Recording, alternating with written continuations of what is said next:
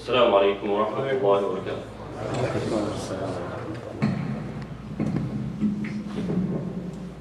الله أكبر الله أكبر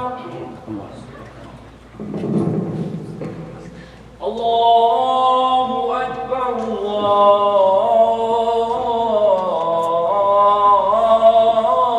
الله أكبر. أشهد أن لا إله إلا الله.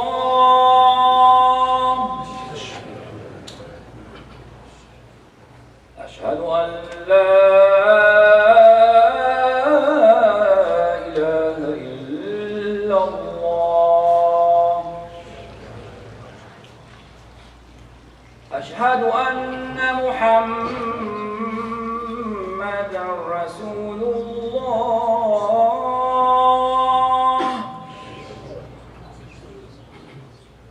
أشهد أن محمدًا رسول الله.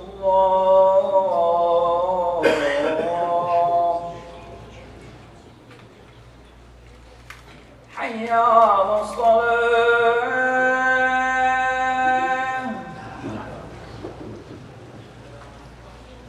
حي على الصلاة.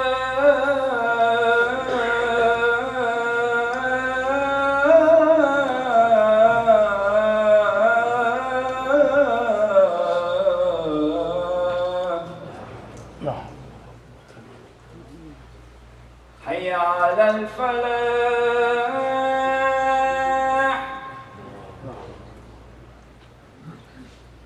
حي على الفلاح.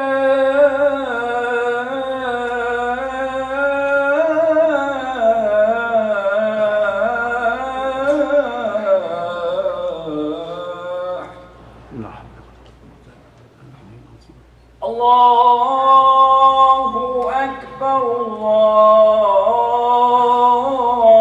الله أكبر. لا إله إلا الله.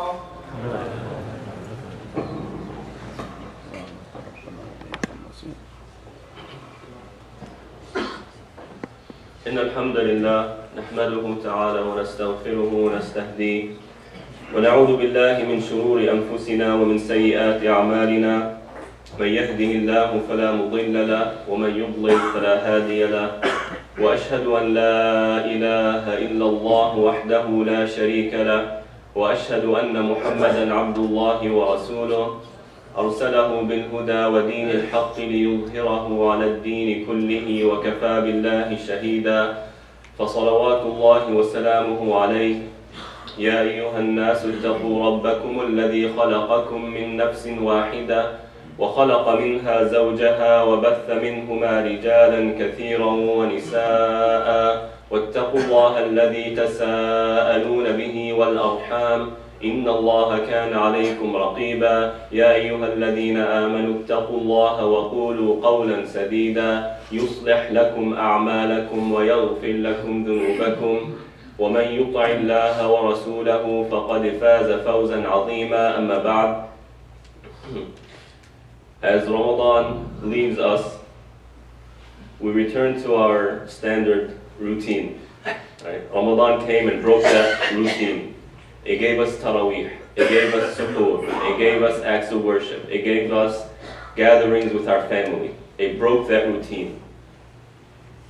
Now as we go back to our routine, a lot of the promises we made or the enthusiasm we had during Ramadan starts dying out.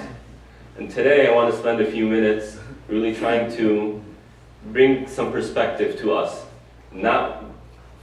To make life not just a routine, but rather to make sure this life is connected to the next life, so that we're not dragged back, we're not pushed back, we're not pulled back to our ways prior to Ramadan, but rather we keep some of the traditions we had going in Ramadan, some of those worships outside of Ramadan. And it chose a series of verses in Surah Yunus, which are quite beautiful. Allah subhanahu wa ta'ala says, وَإِذَا أَذَقْنَا النَّاسَ رَحْمَةً مِنْ بَعْدِ ضَرَّاءَ مَسَّتْهُمْ إِذَا لَهُمْ مَكْرٌ فِي آيَاتِنَا. Allah subhanahu wa ta'ala is saying, if we, after a man or a woman goes through hardship, if we give them ease, what happens to that person? They go back to their old ways. Right? So if a person is sick, if a person is going through financial hardship, if a person is going through some marital problems, you find them more engaged in worship. They say, oh Allah, get me out of this. Oh Allah, help me with this. If you allow me to get through this, or if I get through this, I'm going to be a better person. Very, very natural. This is human nature. And the criticism isn't on the person saying, I'm going to be better. Oh Allah, if you help me. That's not the criticism. The criticism is what happens after. But that when Allah subhanahu wa ta'ala gives them mercy, gets them out of that situation, what happens? They go back to their old ways. The criticism is there. إِذَا لَهُمْ مَكْرٌ فِي آيَاتِنَا. Right? They go back to their disobedience of Allah subhanahu wa ta'ala. They stop coming to the masjid. And for us in Ramadan, it's opposite. We are doing good. It's not that we're going through hardships, we're going through Iman. We are going through training for Iman. But when we leave that, we go back to our old ways. So Allah subhanahu wa ta'ala is criticizing and telling us, O you who believe, take this example. O mankind, take this example of a people who are in a ship and they are going through these rivers or this ocean and a big storm comes about. What happens? We see the ocean. When it gets windy, what happens to the shore? It gets wavy. Is there anything? After witness shahada. Anyway, you can have a seat.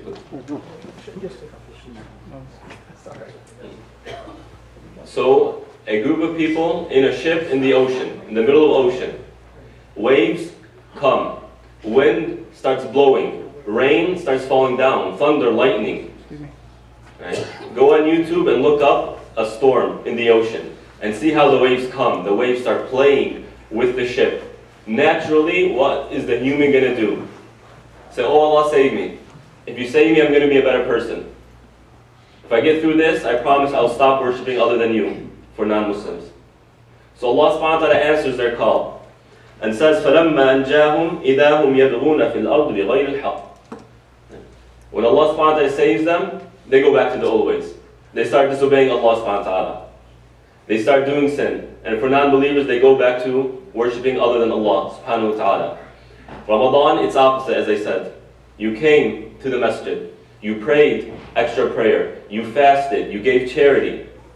And during that time, you were telling yourself, or we were telling ourselves, outside Ramadan, I'm going to continue. I'm going to start coming to the masjid more. I'm going to give charity more. I'm going to be more active with the Muslim community. But naturally, you go back to your routine, and life starts pulling you. And again, criticism isn't that you're telling yourself, I'm going to be a better person. That's Iman. That's what we want. That's what Allah subhanahu wa ta'ala loves. The criticism is that you go back to the old ways. And then Allah subhanahu wa ta'ala continues this. After pointing out the contradiction in our own selves, after Allah subhanahu wa ta'ala criticizes our tendencies, after Allah subhanahu wa ta'ala shows us that sometimes we can be our own worst enemies, He tells us what life really is in a beautiful analogy. He says, إِنَّمَا مَثَلُ الْحَيَاةِ الدُّنْيَا كَمَاءٍ أَنزَلْنَاهُ مِنَ السَّمَاءِ فَاخْتَلَطَ بِهِ نَبَاتُ الْأَرْضِ. Earlier this year we got heavy rain. You all saw this. The rain came down. This rain, this precipitation, fed the land. And it became green. It became beautiful. It became a sight to see. Just going out on the road was a trip. It was beautiful. And this is how life is. You start off as a small child. You go to school to learn. You go to college to learn. For many of the older generations, you came to America to find a better life. And you found that, alhamdulillah ba'alameen. You worked hard, and you saved up money, and then you bought a house, you got married, you reached a point where life became, alhamdulillah, I have it all. You became very comfortable with your life. Just like after the rain comes down, you became comfortable with the view. You loved the view. All the roses and the flowers and the greenery, it became perfect. Nothing better than this. Then what does Allah subhanahu wa ta'ala say? حتى وزينت وظن أهلها أنهم قادرون عليها. It became beautiful. If we can please move up, come closer please. Jazakumullah khair. Let's make more room.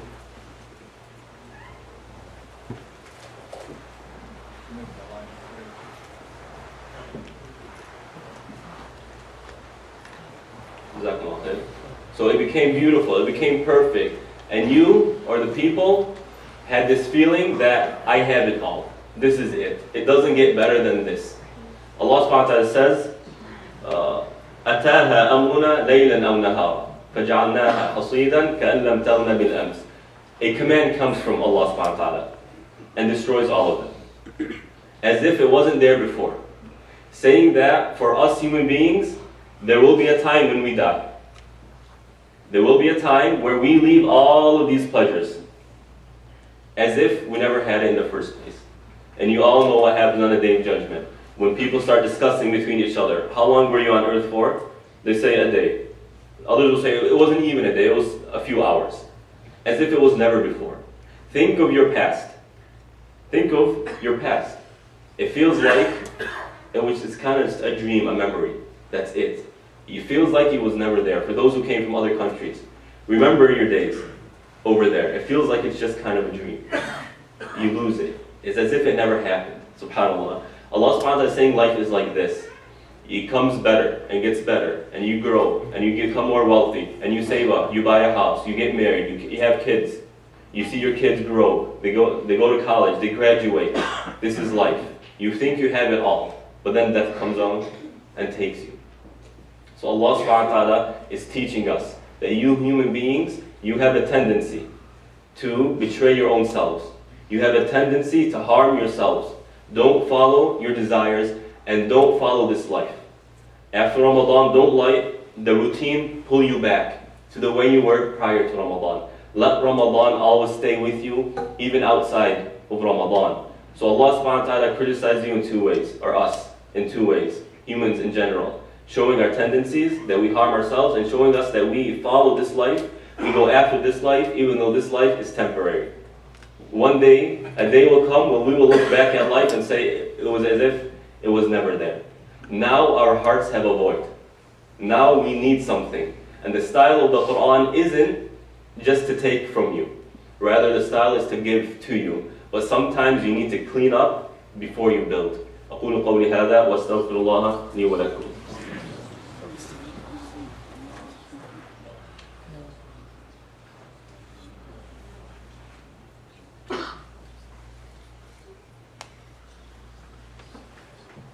الحمد لله والصلاة والسلام على رسول الله وعلى آله وصحبه ومن والاه. So what does the Quran provide us? How do we fill this now void in our heart? Right? If we can't rely on ourselves, we can't rely on our life, or this life, what does the Quran offer us? And Allah subhanahu wa ta'ala immediately gives you something to fill that void. And says something very beautiful. وَاللَّهُ يَدْعُو إِلَى دَارِ السَّلَامِ وَيَهْدِ مَنْ يَشَاءُ إِلَى صِرَاطٍ مُسْتَقِيمٍ. Allah subhanahu wa ta'ala calls you to the home of perfection. Dar is-salam. The home that is perfect. The home that has no incompletion to it. A peaceful place where there's no war. A place that is permanent. There's no death. A place where you only see good, you don't see bad. A place where you only hear good, you don't hear bad. A place where you only taste and eat good, you don't eat bad. Everything you see, you hear, you smell, you taste, you touch is a source of pleasure. Everything you don't see, you don't smell, you don't hear, you don't taste, you don't touch is a source of pleasure for you. So we don't see the hellfire. That makes us happy. We don't hear the screams of those in the hellfire, and that brings us joy.